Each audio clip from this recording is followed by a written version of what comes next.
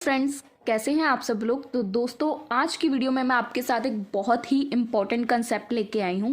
जैसे कि आप सबको पता है कि लास्ट ईयर्स के एग्जाम्स में ना आपको एक क्वेश्चन दो तीन घुमा के आ रहे हैं कि मैनेजरियल इकोनॉमिक्स का इसके साथ क्या रिलेशन है, मैनेजरियल इकोनॉमिक्स का किसी दूसरे टॉपिक, मतलब 3-4 टॉपिक्स ऐसे हैं जो आपको ना हर बार क्वेश्चन एग्जाम में देखने को मिला होगा।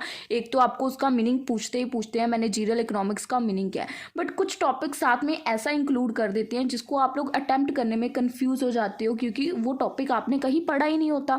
तो उन्हीं टॉपिक्स के ऊपर जो आपको कंफ्यूज करते हैं ये वीडियो रहने वाली है। इसके पहले जो बेसिक था, यानी कि मैनेजरियल इकोनॉमिक्स का मीनिंग, उसका नेचर, उसका स्कोप, उसके ऊपर मैंने पहले वीडियो बनाई है इस वीडियो से पहले। तो उसका लिंक मैं ऊपर आपको आई बटन में देने वाली हूँ और नीचे डिस्क्रिप्शन में भी डाल दूंगी।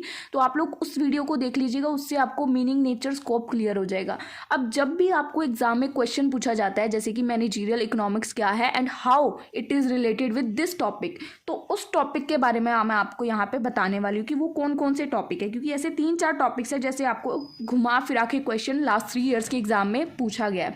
तो अगर आप लोग ध्यान से सुनेंगे तो वीडियो के एंड तक आपको पता चल जाएगा कि आपको 15 मार्क्स का question with the help of these sum points कैसे क्रिएट करना है। तो प्लीज़ वीडियो को एंड तक अच्छे से सुनिएगा ताकि आपको कोई डाउट ना रहे कि आप लोग इनको कैसे, पहली वीडियो और सेकंड वीडियो के टॉपिक्स को कैसे रिलेट करके अपना 15 मार्क्स का क्वेश्चन प्रिपेयर कर सकते हो।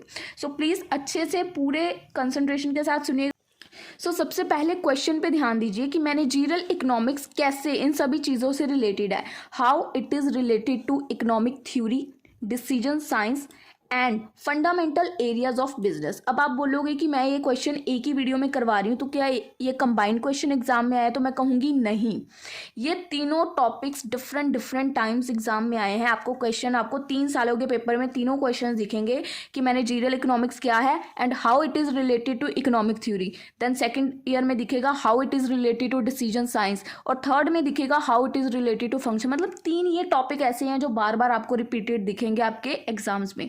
तो इसी वजह से इस वीडियो में मैं तीनों टॉपिक्स कवर कर रही हूँ। सो ध्यान से सुनिएगा। आई नो इंट्रोडक्शन लंबी हो गई है, बट आपको ये समझाना बहुत ज़रूरी है, ठीक है। तो अब आप लोगों को यहाँ पे ये कुछ लाइंस मैंने लिखी हुई हैं, 3 लाइंस है, यानी कि 3 पॉइंट्स हैं। आप लोग इसको चाहें तो लिखें, नहीं चाहते तो मत कीजिएगा, क्योंकि ये जस्ट आपको समझाने के लिए लिखी हुई है। अगर आपको ये लाइंस टफ लग रही हैं तो आप लोगों को जो मैंने पिछली वीडियो में मैनेजरियल इकोनॉमिक्स का मीनिंग बताया था, आपको उसको करना है, इसको नहीं करना है, ठीक है। तो हम लोग इसको करेंगे नहीं, हम लोग सीधा यहाँ से स्टार्ट करेंगे। ये जस्ट नोट्स के बेसिस पे मैंने यहाँ पे लाइंस को लिखा है, तो हम लोग जो मेन समझने वाली चीज़ है उस पर फोकस करेंगे। तो हम यहाँ पे इन तीनों को एक्सप्लोर करेंगे कि कैसे इन तीनों का रिलेशनशिप मैनेजरियल इकोनॉमिक्स के साथ है, ठीक है। तो ये तीनों कैसे मैनेजरियल इकोनॉमिक्स के साथ रिलेट करती हैं। सबसे पहले हम रिलेशनशिप किसका देख रहे हैं? इकोनॉमिक थ्योरी का। तो रिलेशनशिप विद इकोनॉमिक थ्योरी की मैनेजरियल इकोनॉमिक्स का क्या रिलेशन है इकोनॉमिक थ्योरी के साथ। The relationship between managerial economics and the economic theory may be view from the point of view of the 2 approaches. इसको हम लोग 2 अप्रोचेज के पॉइंट ऑफ व्यू से देखेंगे। First one is micro economics, second one is macro economics. जिन्होंने मेरी last video देखी है ना, तो उनको माइक्रो और मैक्रो में कंफ्यूजन बिल्कुल नहीं होने वाली, क्योंकि ये बेसिक कंसेप्ट था जो मैंने आपको मीनिंग में ही क्लियर कर दिया था। तो प्लीज़ अगर किसी ने भी अभी तक वो बेसिक, मतलब मैनेजरियल इकोनॉमिक्स के बेसिक चैप्टर की या बेसिक टॉपिक की वीडियो नहीं देखी है, तो उसको पहले प्रेफर कीजिए, ताकि इस वीडियो में आपके कंसेप्ट्स में कोई भी डाउट ना रहे।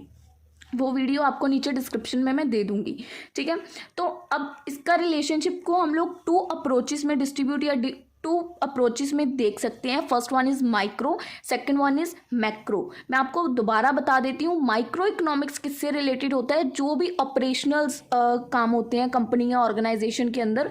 और मैक्रो इकोनॉमिक्स किससे रिलेटेड होता है? जो भी इकोनॉमिक एनवायरनमेंट के रिलेटेड प्रॉब्लम्स होती हैं उसके रिलेटेड वर्क करते हैं हम लोग मैक्रो इकोनॉमिक्स की हेल्प से।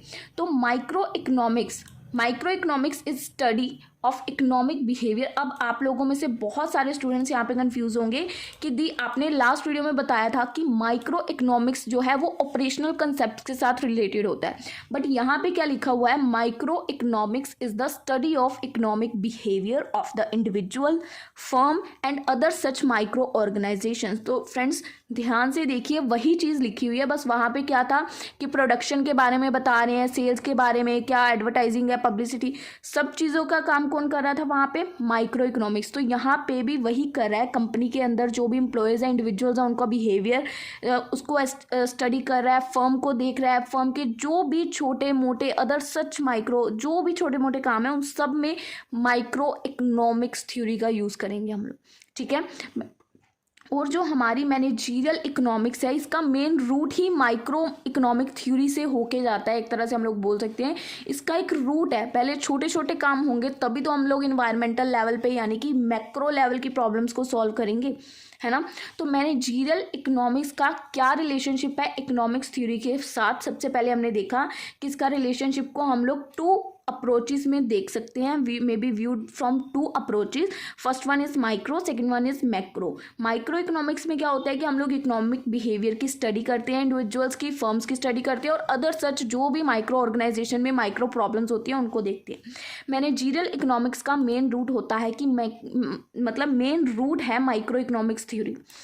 Managerial economics make use of several micro economic concept. Managerial economics बहुत सारे माइक्रो इकोनॉमिक कंसेप्ट्स का यूज़ करता है, जैसे कि marginal cost, marginal revenue, elasticity of demand, as well as price theory and theories of market structure to the only few name. ये कुछ name है इसके जो हमने लास्ट वीडियो में देखे थे, वो भी माइक्रो के अंदर आते हैं, ठीक है। तो इन सभी चीज़ों में अगर कहीं पे भी हमें कुछ भी प्रॉब्लम आ रही है, कुछ भी डिफाइन करना है, तो हम कौन से टूल को अप्लाई करेंगे, माइक्रो इकोनॉमिक थ्योरी, ठीक है। तो इस थ्योरी को अप्लाई करेंगे। अब बात करते हैं मैक्रो को कब अप्लाई करेंगे। Macro theory on the other hand is study on the economy as a whole. Macro theory कब अप्लाई करते हैं, जब कोई भी इन्वायरमेंटल इकोनॉमी रिलेटेड प्रॉब्लम आती है, जैसे कि गवर्नमेंट में कुछ इश्यूज आए, गवर्नमेंट चेंज हुई, जीडीपी चेंज हुआ, जो भी करेंसी वगैरह चेंज, कुछ भी कंट्री में अगर मतलब इन्वायरमेंटल लेवल पे, तो it deal with the analysis of national income, the level of employment,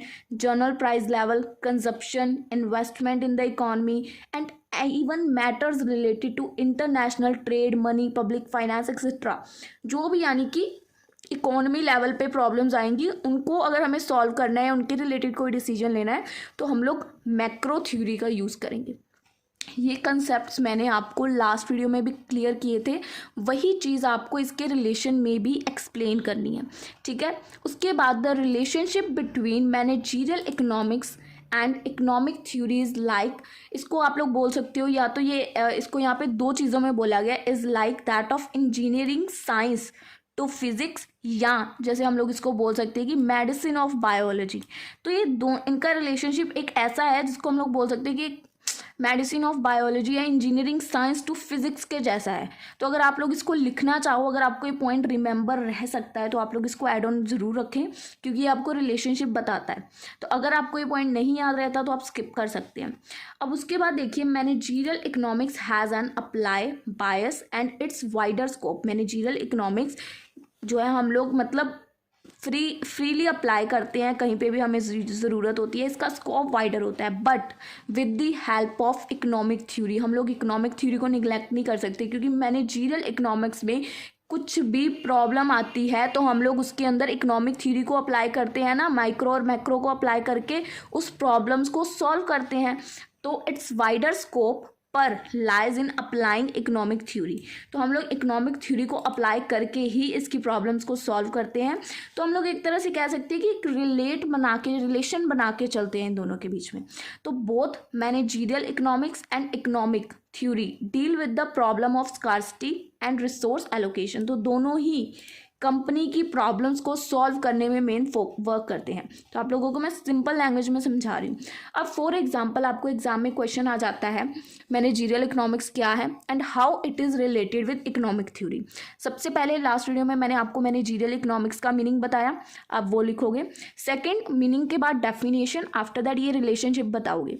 उसके बाद आप देखोगे क्वेश्चन कितने मार्क्स का। अगर आपको उसकी लेंथ कम लग रही है तो इसको लिखने के बाद उसके अंदर आप उसके कुछ नेचर या स्कोप के पॉइंट्स ऐड कर सकते हो, जो भी आपको एट द टाइम एग्जाम में याद है, ठीक है। तो आप लोग उसको ऐड करके क्वेश्चन की लेंथ पूरी, जितने मार्क्स का क्वेश्चन पूछा गया है उतनी बना के आए, तो आपको मार्क्स मिल जाएंगे अच्छे खासे। आप लोगों को रिलेशनशिप भी बताना है, जो क्वेश्चन में पूछा गया है वो तो बताना ही बताना है, उसके अलावा आप लोग एक्स्ट्रा नेचर या स्कोप बता के आओगे फॉर लेंथ, ठीक है। तो वो मैंने लास्ट वीडियो में कवर अप कर दिए। अब सेकंड क्वेश्चन की तरफ बढ़ते हैं। अगर आपको पेपर में पूछ लेते हैं how it is related with decision science. अगर आपको बोलते हैं कि ये डिसीजन साइंस के साथ कैसे रिलेटेड है, ये मैनेजरियल इकोनॉमिक्स डिसीजन साइंस के साथ रिलेटेड है, इसमें हम लोग क्वांटिटेटिव एनालिसिस कर सकते हैं। ठीक है, डिसीजन साइंस में ना क्वांटिटेटिव टेक्निक्स इन्वॉल्व होती हैं। यानी क्वांटिटेटिव टेक्निक्स कौन सी होती हैं, क्वांटिटेटिव टेक्निक्स कौन सी हम लोग अप्लाई करते हैं डिसीजन मेकिंग के लिए, मैनेजरियल इकोनॉमिक्स। तो डिसीजन साइंस में हमारी जो मैनेजरियल इकोनॉमिक्स है कहीं ना कहीं इन्वॉल्व होती है, जो हमारी डिसीजन मेकिंग में हेल्प करती है। मैनेजरियल इकोनॉमिक्स एम्प्लॉय, इसके अंदर हम लोग इसके क्वांटिटेटिव मेथड्स का यूज़ करते हैं, सच एज मैथमेटिकल मॉडल का यूज़ करते हैं, एंड स्टैटिकल टूल्स, जिसकी हेल्प से हम लोग बिजनेस की प्रॉब्लम्स को एनालाइज कर पाते हैं और सॉल्व भी कर पाते हैं। आई नो फ्रेंड्स, ये थोड़ी सी लैंग्वेज जो है टफ है, बट ये थोड़ा सा ही कंसेप्ट अगर आप लोग देखोगे तो इसका कनेक्शन के 2 पॉइंट्स हैं। तो अगर आप लोग इसको लर्न कर पाओगे, क्योंकि एक ऐसा टॉपिक है जिसके ऊपर आपको गूगल, यूट्यूब कहीं पे भी कुछ नहीं मिलने वाला, तो जो मटेरियल मुझे भी मिला मैंने वही आपको समझाने की कोशिश कर रही हूँ, क्योंकि इसके ऊपर कुछ भी अवेलेबल नहीं है। तो कोशिश करें, याद कर लें, नहीं याद होता समझने की कोशिश करें मैं क्या बता रही हूँ, फिर भी नहीं समझ आ रहा तो फिर छोड़ दें। ठीक है, क्योंकि एक टॉपिक को पकड़ के नहीं बैठेंगे। ठीक है, अब इसका ही मैनेजरियल इकोनॉमिक्स का हमने रिलेशनशिप पहले डिसीजन मेकिंग में क्या बताया कि मैनेजरियल इकोनॉमिक्स क्वांटिटेटिव एनालिसिस करने में with the help of decision making quantitative analysis करने में हेल्प करती है। इसके अंदर हम लोग मैनेजरियल इकोनॉमिक्स के कुछ टूल्स का यूज़ करते हैं, जैसे कि mathematical model, statistical tools etcetera, जिससे हम लोग बिजनेस की प्रॉब्लम्स को एनालिसिस भी कर पाते हैं और सॉल्व भी कर पाते हैं। आई होप क्लियर है। सेकेंड, इसके अंदर इसका क्या रिलेशन है कि इसके अंदर हम लोग रिस्क को पहले ही एनालिसिस कर पाते हैं। डिसीजन साइंस जो है वो रिस्क और अनसर्टेनिटी के साथ कहीं ना कहीं डील करता है। तो मैनेजरियल इकोनॉमिक्स हेल्प करती है मैनेजर्स की कि वो मतलब पहले ही उस रिस्क को असेस कर पाएँ और उस रिस्क को मैनेज कर पाएँ कि उसके रिस्क के होने की प्रोबेबिलिटी कितनी है, कि कितने चांसेस है उस अनसर्टेनिटी के हैपन होने की। तो एडवांस में कुछ कह सकते हैं अजम्पशंस लगानी अनसर्टेनिटी के बारे में और उसके ऊपर कुछ डिसीजंस लेने, तो डिसीजन साइंस इसको बोलते हैं। ठीक है, 2 पॉइंट्स इसके अंदर मैंने आपको बताए हैं लिखने के लिए, तो इसको भी आप लोग एज इट इज़ करोगे जैसे पहला किया। पहले क्वेश्चन में मीनिंग लिखोगे, फिर डेफिनेशन, सेकंड वन आप लोग इन दोनों को एक्सप्लेन करोगे, फिर उसके बाद स्कोप या नेचर में से कोई भी एक टॉपिक आप लोग उसमें लिख के लेंथ इंक्रीज कर दोगे क्वेश्चन की।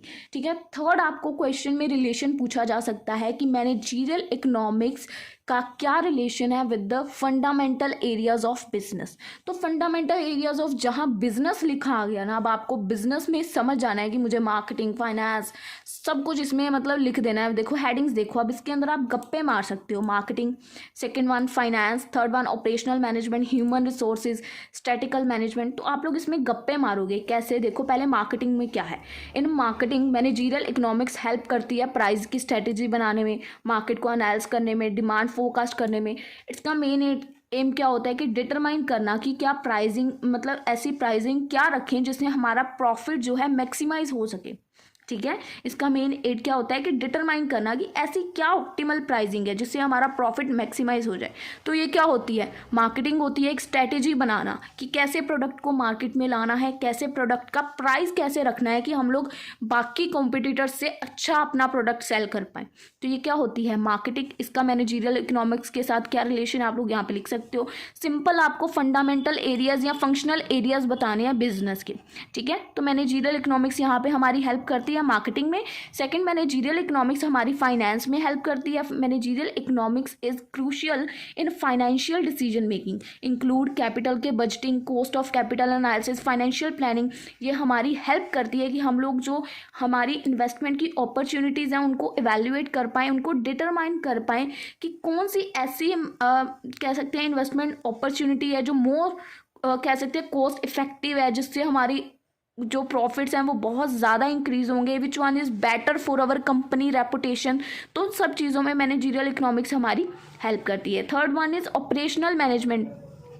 इन ऑपरेशनल मैनेजमेंट जो मैनेजरियल इकोनॉमिक्स है ये हमें असिस्ट करती है। ऑपरेशनल जैसे मैंने आपको मेरी मीनिंग वाली वीडियो में बताया था कि managerial economics micro micro theory का यूज़ करके ऑपरेशनल चीज़ों का यूज़ करती है, प्रोडक्शन की planning, cost analysis, resource allocation, इन सब के बारे में देखती है। हमने लास्ट वीडियो में ये स्कोप के अंदर पॉइंट किया है। अगर आप लोगों ने वीडियो देखी है तो आपको ये पता है इसके अंदर आपको क्या लिखना है।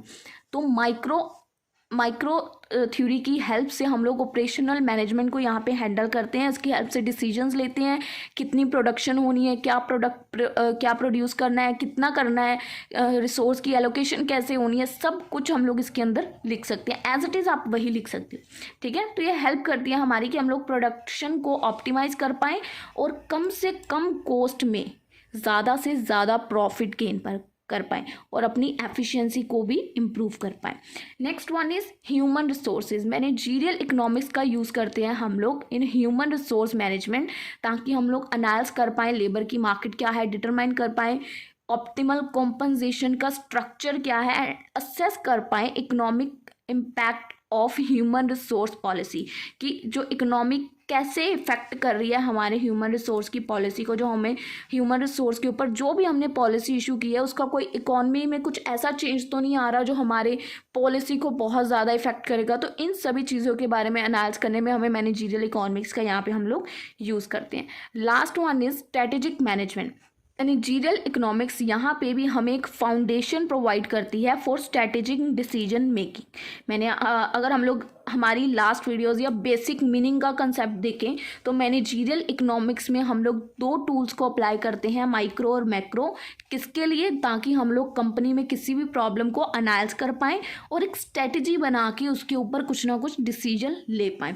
तो ये हमारी हेल्प करती है कि हम लोग कॉम्पिटिटिव फोर्सेस को एनालाइज कर पाएँ, इंडस्ट्री को अच्छे से समझ पाएँ, जो भी डायनामिक्स इंडस्ट्री में आने वाले हैं उसके बारे में हमें पहले से नॉलेज हो, और हम लोग अपनी स्ट्रैटेजीज़ को फॉर्मुलेट कर पाएँ, एंड जिसके साथ हम लोग ऑब्वियसली जो हमारी स्ट्रैटेजीज हमने बनाई हैं ये ना हो वो हमारे प्रिंसिपल्स के अगेंस्ट जा रही हैं, मिलती होनी चाहिए हमारे प्रिंसिपल्स के साथ, हमारे प्रिंसिपल्स के अगेंस्ट नहीं होनी चाहिए हमारी स्ट्रैटेजीज। ये नहीं है हम कुछ ऐसा ही काम कर दे जो हमारी कंपनी की पॉलिसी के अगेंस्ट हो। तो इन सभी चीज़ों का ध्यान रखें, हमें एक स्ट्रैटेजिक डिसीजन लेना है, कोई भी प्रॉब्लम आती है उसको सॉल्व करना है। तो ये बेसिक था जिसमें हम लोग फंक्शनल एरियाज बता सकते हैं बिजनेस के बारे में।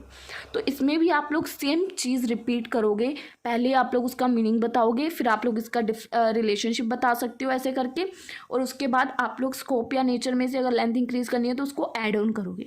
तो ये आई होप बेसिक सा कंसेप्ट है, आपको क्लियर हो चुका होगा।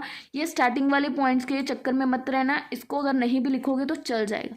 इसकी जगह आपको सिंपल मीनिंग लिख देना जो मैंने लास्ट वीडियो में बताया था। तो जो इसकी बेसिक वीडियो उसका लिंक मैं आपको देने वाली हूँ नीचे डिस्क्रिप्शन में।